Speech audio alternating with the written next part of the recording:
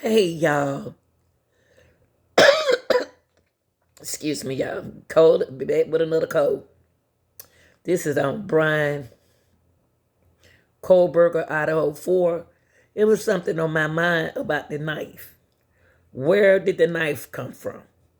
So I pulled this up and it said that this screen meditation, Bryan got the knife to use to kill four innocent people off Amazon. So I said, well, how did they get that information? According to Dateline, Koberger reportedly bought a K-bar knife and sheath in April of 2022 from Amazon before he moved in Portland, Washington to attend university. Now, I need to see this information.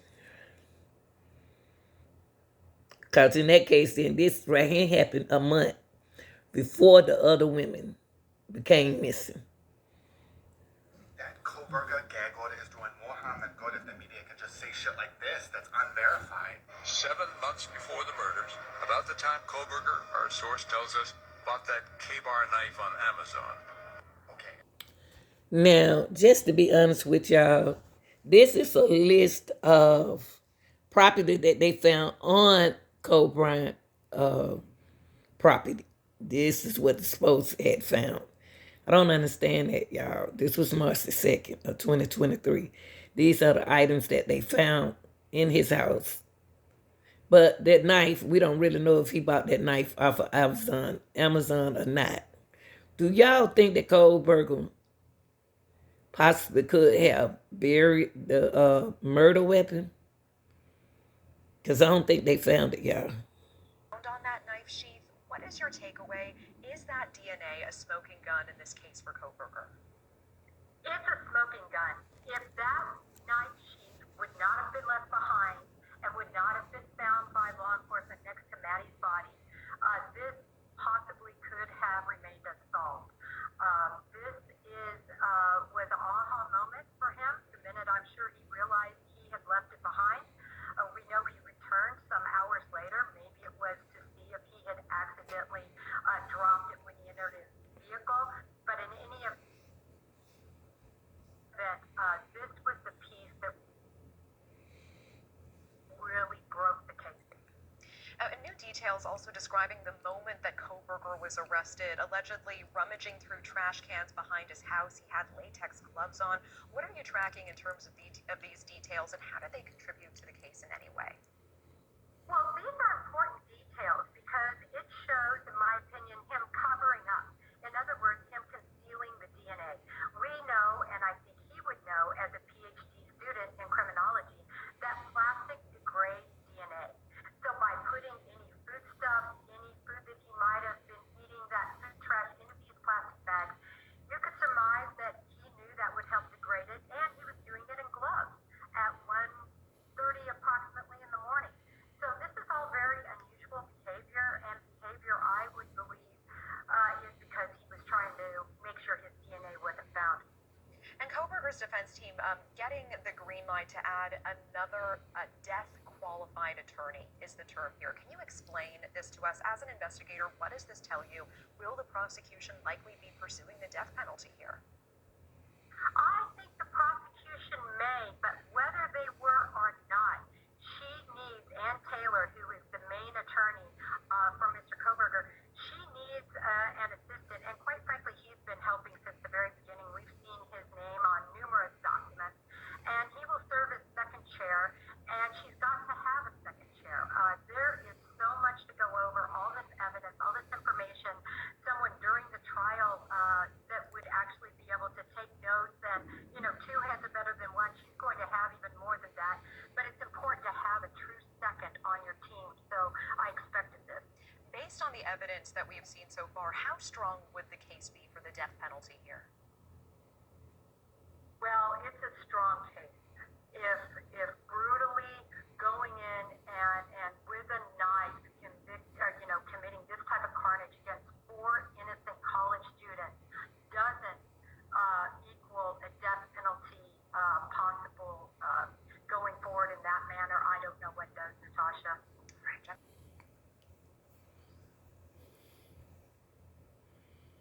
It's crazy because like literally like days after these murders happened, he brought it up when I saw him in the hallway. He was like, "Oh, did you hear about these murders that happened?" And it was like so short after they actually happened. Like there were barely any news articles out, so there wasn't much that I could have like read. So I was like, "Yeah, man, that's crazy." Yeah, of course I heard about him. He was like, "Yeah, it seems like they don't have any leads." And I'm like, "Yeah, I mean, there's not much about it, you know. There's nothing. I have no details really to say." But yeah, and then he's like, "Yeah, it seems like they think it was a crime of passion." Those were the two things he said. Was that they had no leads and they think it was a crime of passion. I want to bring back Sierra Gillespie. She's from the Law and Crime Network. She's the reporter behind this investigative piece. It's fascinating to hear so close to him and had, repartee with him to hear what they have to say about him. The neighbor across the hall, the wife of that neighbor had something very unique to say, and I think that the wording is that she felt something was off. Can you explain?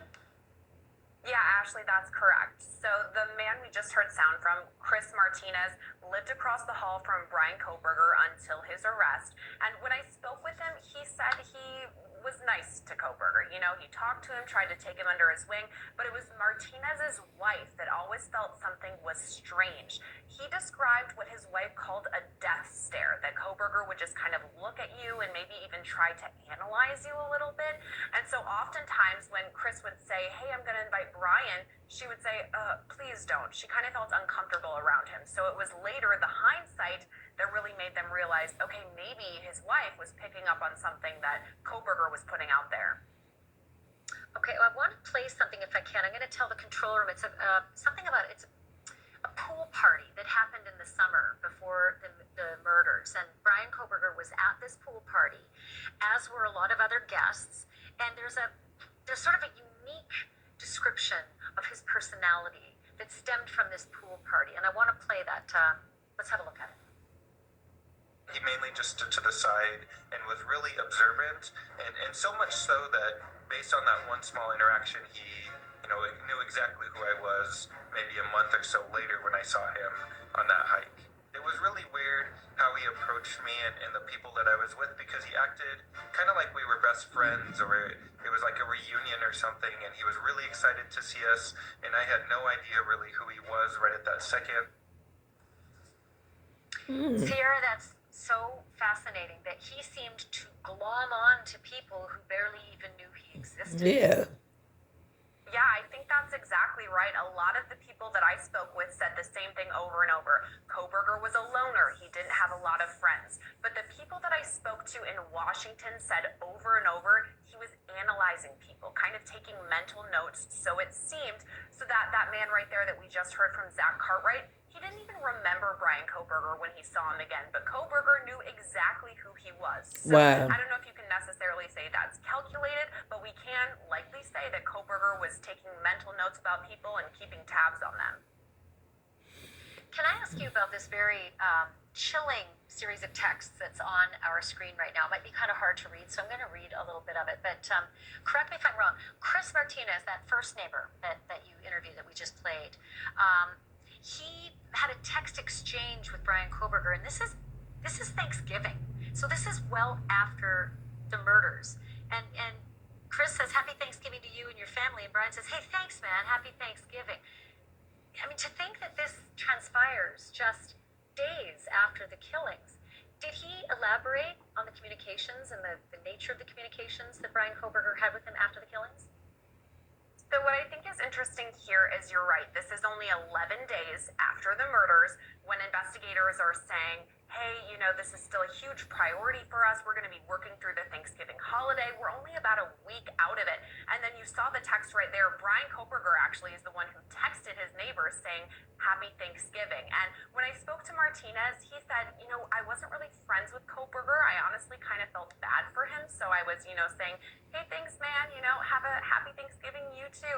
Just kind of saying something that you would to someone who you would see in passing. So it's just kind of interesting that amidst these early stages of the investigation, Koberger is saying something so nonchalant as, "Hey, have a happy Thanksgiving," kind of being thoughtful, and yet weeks later he's going to be arrested for these gruesome murders.